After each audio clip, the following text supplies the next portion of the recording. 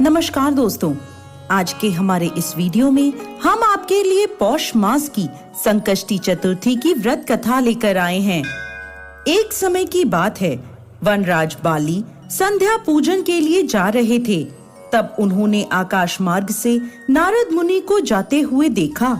उन्होंने नारद मुनि को प्रणाम करके उनसे पूछा कि आप कहाँ जा रहे हैं। तब नारद मुनि ने बताया कि लंकापति रावण ने देवराज इंद्र को परास्त करने के उपलक्ष्य में राजभोग का आयोजन किया है, इसलिए वह लंका जा रहे हैं। कुछ देर बाद नारद मुनि ने चुटकी लेते हुए कहा, अब तो पूरे ब्रह्मांड में रावण का ही आधिपत्य है।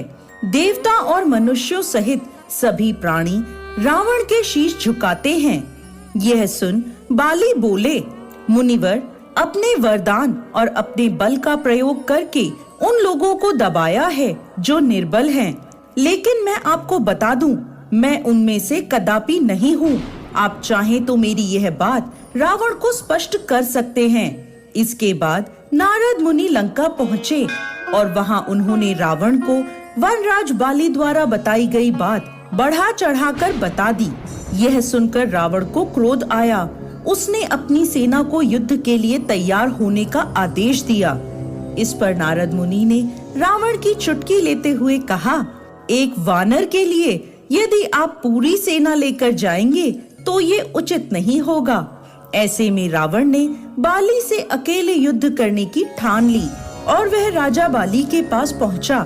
रावण ने संध्या करते हुए बाली को पीछे से पकड़ लिया, जिससे राजा बाली को बहुत गुस्सा आया।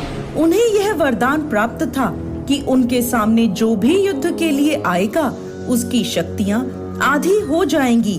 ऐसे वरदान के प्रताप से उन्होंने रावण को अपनी बाजू में दबा लिया और समुद्र के चारों ओर परिक्रमा करने लगे। रावण ने राजा बाली के चंगुल से छूटने का बहुत प्रयास किया, परंतु उसे सफलता नहीं मिली। अपनी संध्या की पूजा खत्म होने तक राजा बाली ने रावण को बाजू में ही दबाए रखा।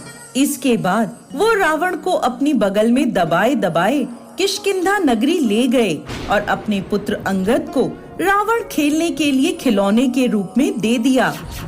राजा बाली का पुत्र अंगद रावण को खिलौना समझकर रस्सी से बांधकर इधर उधर घुमाने लगा, जिससे रावण को बहुत कष्ट हुआ और दुख प्राप्त हुआ। दुखी होकर रावण ने अपने पितामह पुलस्त्य मुनि को याद किया। रावण की इस दशा को देखकर पुलस्त्य मुनि ने विचार किया कि रावण की यह दशा अभिमानवश हुई है।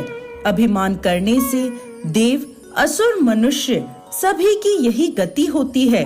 तब पुलस्त्य मुनि ने रावण से पूछा, तुमने मुझे क्यों याद किया है?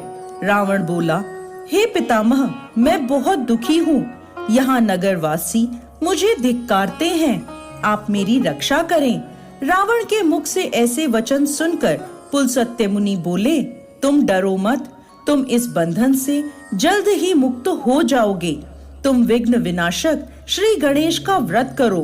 पूर्व काल में वृत्तासुर की हत्या से छुटकारा पाने के लिए इंद्र ने इस व्रत को किया था, इसलिए तुम भी संकष्टी चतुर्थी के व्रत को करो।